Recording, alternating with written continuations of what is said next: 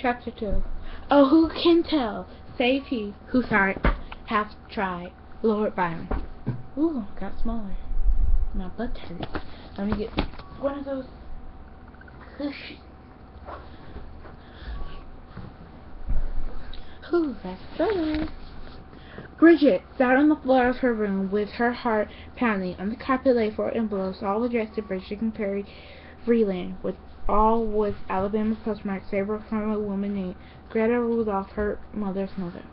The first letter was 5 years old and asked them to attend a memorial service in honor of Marilyn Randolph Freeland.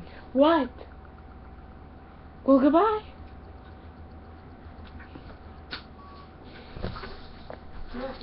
The second was 4 years old and told Bridget and Perry that their grandfather had died. It included 2 uncashed checks for $100 apiece, explaining that the money was a small bequest from their grandfather's will. The third was 2 years old and included a detailed family tree of Rudolph and Marvin families, your heritage, Greta had written across the top. The fourth letter was a year old and invited Bridget and Perry to come and visit whenever they could. Bridget had never seen or read any of them until today.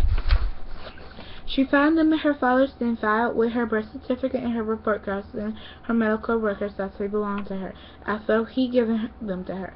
Her hands were shaking when she went into his room. He was just home from work, sitting on the bed and taking off his work shoes and black socks, as he always said. When she was very small, she liked to do it for him, and he liked to say it was his favorite thing in a decade. Even at the time, it made her worry that there weren't enough happy things in his days.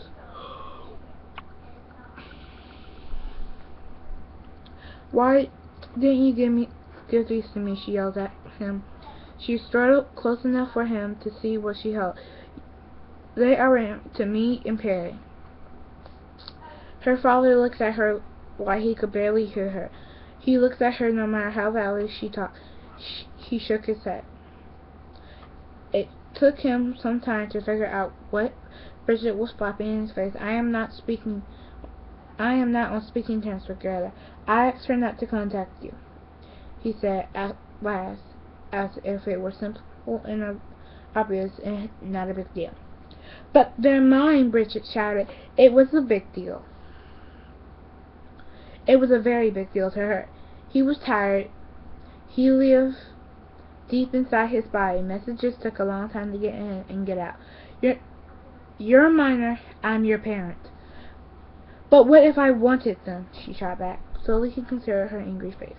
She didn't feel like waiting around for an answer, letting him set the pace of the conversation.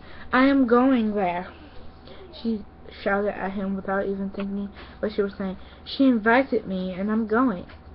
You're going to Alabama? She nodded defiantly. He finished with his socks and shoes. His feet seemed small. How are you going to manage that? He asked her. It's summer. I got some money. He thought about it. He couldn't seem to think of the reason why she couldn't. I don't like or trust your grandmother, he told her finally, but I am not going to try to forbid you to go. Good, she snapped. Okay, so that's the angry tone. I'm going to do a voice for every character. Now we're wasting time. I already did too many seconds. Alright, let's go. She went back to her room at her old summer dissolves and her new one dawned all around her. She was going to go. It felt good to be going someplace. So guess what? This was a phrase from V that always made Lena sit up and listen. What? I am going away tomorrow. You're going away tomorrow? Lena repeated dumbly. To Alabama, B said. You're kidding me. Lena was only saying that it was B, so Lena knew she wasn't kidding.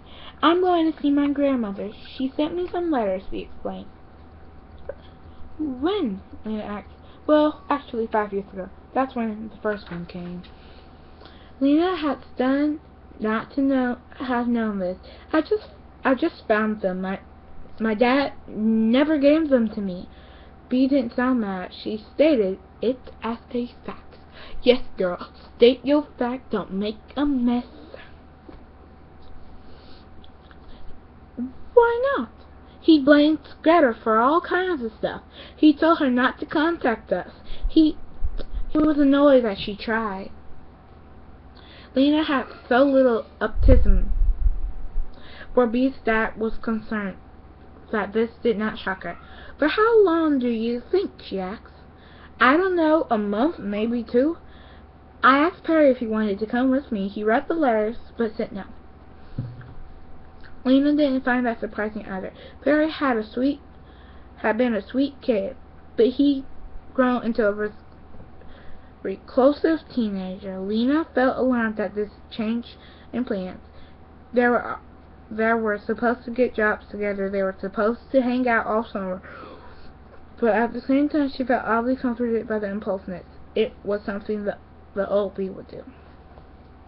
"I'll miss you," Lena's voice wobbled a little. She felt weirdly tired. It was natural that she would miss Bee, but Lena usually registered that something was sad before she felt it. Now the order was reversed. It took her by surprise. "Lenny, I'll miss you," Bee said quickly, tenderly. A straw as Lena was by the red emotion in Lena's voice. But Bee had changed so much in the last year, but a few things had stayed the same. Most people, including Lena herself, that's going in this some out of control emotion. Bee went right out to meet it. Right now, that was the thing Lena left. Okay, I need to know how long this is gonna go. I'm sorry. It's a long one, so I'm probably gonna have to split it into 2. They only give me 15 minutes, and I'm not doing it 15 minutes because I know you guys.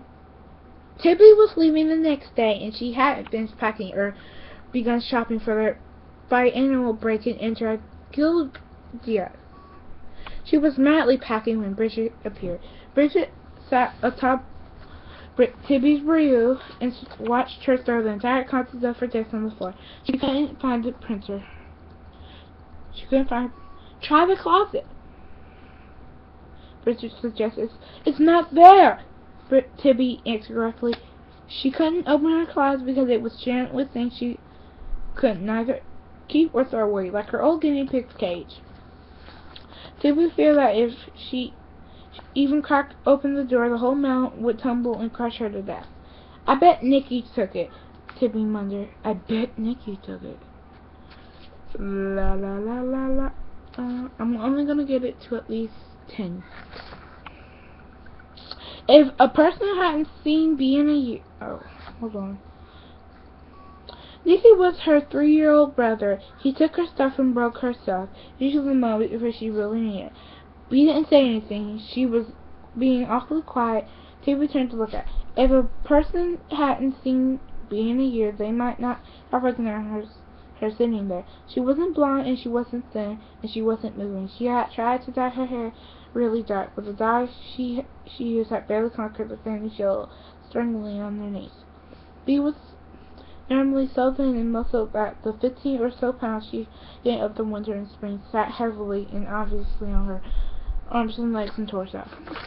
It almost looked like her body wasn't willing to incorporate the extra fat.